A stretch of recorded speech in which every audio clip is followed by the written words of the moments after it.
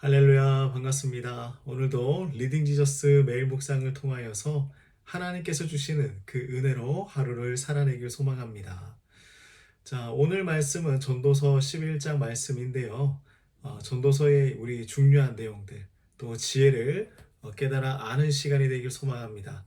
자, 전도서의 중요한 내용 중 하나는 무엇이냐면, 우리의 삶이 알지 못하는 것 투성이다라고 계속해서 이야기를 하고 있습니다.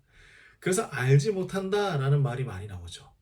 전도서의 저자는 누구보다 지혜로운 사람이었고 많은 공부를 했던 사람이었습니다. 그런데도 그가 보기에 우리의 인생은 알지 못할, 풀지 못할 그러한 문제들로 가득하다라는 거예요. 자, 우리의 삶이 그렇지 않습니까? 우리는 어떻게 이 세상을 살아가야 할까요? 오늘 우리 말씀을 함께 보겠습니다. 자, 항상 허무함을 외치던 지혜자는 전도서의 막바지에 이르러서 조금 다른 결론을 향하여 가고 있습니다. 오늘 지혜자는 이렇게 얘기하고 있어요. 나누는 삶이 필요하다. 나누는 삶이 필요하다. 자, 그가 말하는 지혜로운 삶은 다음과 같은 것인데요. 자, 1절과 2절을 한번 볼까요? 너는 내 떡을 물 위에 던져라. 여러 날 후에 도로 찾으리라. 7에게나 8에게 나눠 줄지어다. 무슨 재앙이 땅에 임할는지 내가 알지 못함이니라. 자, 떡을 던졌는데 바로 찾는 것이 아니라 며칠이 지난 후에 찾아야 한다라고 이야기하고 있어요. 무슨 이야기냐면 여기에서 말하는 떡은 우리가 소유하고 있는 것들이겠죠. 우리가 가진 것들을 7에나 8에게 나누어 주어야 한다라는 거예요. 우리는 바로 눈앞에 있는 것들만 볼 때가 있죠. 하지만 앞으로 무슨 일이 일어날지 모르기 때문에 우리는 나누는 삶이 조금 필요하다 이야기하고 있습니다. 자, 5절 말씀을 보면요. 이렇게 얘기하는데요. 바람의 길이 어떠함과 아이벤 자의 태에서 뼈가 어떻게 자라는지를 내가 알지 못함 같이 만사를 성취하시는 하나님의 일을 내가 알지 못하느니라. 자, 하나님께서 행하실 그 일들을 우리는 다 알지 못한다라는 거예요. 우리의 눈앞에 착시 현상이 일어날 때가 있습니다. 내 눈앞에 있는 현상이 정답인 것 같고요. 바른 길인 것 같았는데 조금 멀리 떨어져서 그 현상을 다시 보았을 때에 하나님께서 숨겨놓은 진짜 정답을 발견하게 될 때가 있다라는 것이죠. 자, 너무 눈앞에 있는 것만 따라가다 보면 하나님께서 이 세상 가운데 계획해 놓으신 하나님의 그 크신 그림을 놓쳐버릴 때가 있습니다. 지금 당장은 아무 일이 없는 것 같을지라도 결국에는 내 손에서 떠나게 될 것을 나누어 주는 그 지혜로운 삶으로 살아가자. 오늘 이렇게 말씀을 하고 있네요. 자, 바라보는 것도 참 중요합니다.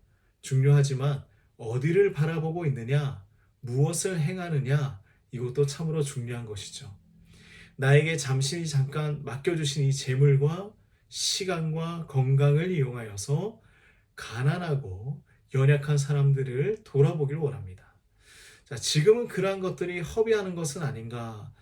내가 한번 움직인다고 해서, 내가 한번 그렇게 헌신한다고 해서 하나님의 그 크신 그림의 조각이 완성될까?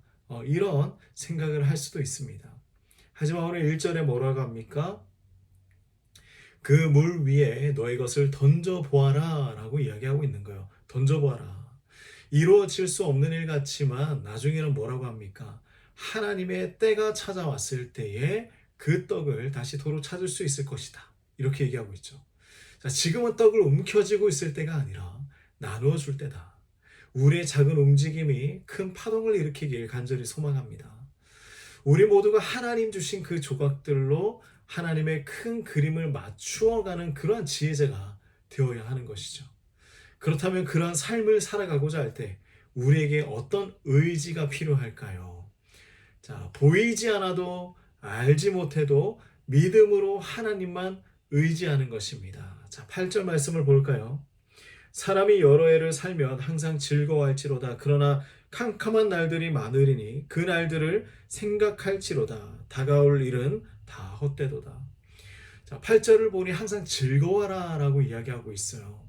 그리고 그렇게 말한 이후에 캄캄한 날도 생각해 보아라 라고 말하고 있죠.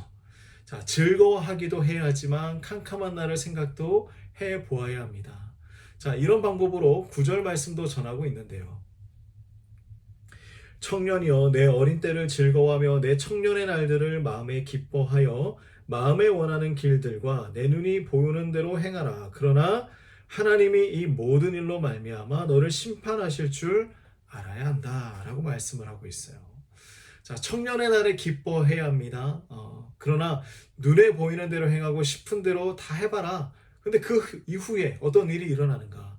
이 모든 일을 하나님께서 심판하실 것이다. 자, 이 말들을 한번 종합해 보니 이런 말씀이에요. 우리의 인생 중에 캄캄하고 어려운 날들이, 막막한 날들이 찾아올 것이다. 그렇지 않습니까? 자, 그런데 우리가 어두운 터널과 같은 그런 삶을 살아가고 있는데, 그럼에도 그 어두움에만 머물러 있지 말라는 거예요. 잠깐, 잠시라는 것입니다. 결국은 터널의 끝에 도달하게 될 것입니다. 그리고 기쁜 날도 오게 될 것입니다. 균형을 잘 잡아야 한다라는 말씀이겠죠. 자, 이 균형을 잡을 수 있는 가장 좋은 방법, 5절 말씀인데요. 하나님의 일을 내가 알지 못한다. 하나님의 일을 알지 못한다. 자, 그리하여서 하나님을 더 의지해야 한다는 거예요. 알지 못한다고 포기해버리면 안 된다라는 것입니다. 하나님을 더 의지하면서 하나님이 기뻐하시는 삶을 살아가는 것이죠. 우리가 살아가는 이 지금은 하나님께서 주신 가장 큰 선물입니다. 예수님을 사랑해라. 그리고 하고 싶은 것을 하라. 프란시스는 이런 말을 했습니다. 예수님을 사랑하는 자녀라면 가장 먼저 무엇을 해야 하는지 알 것입니다. 예수님이 원하는 것을 하는 거예요. 오늘 하루도 우리 주님을 의지하며 살아가길 소망합니다.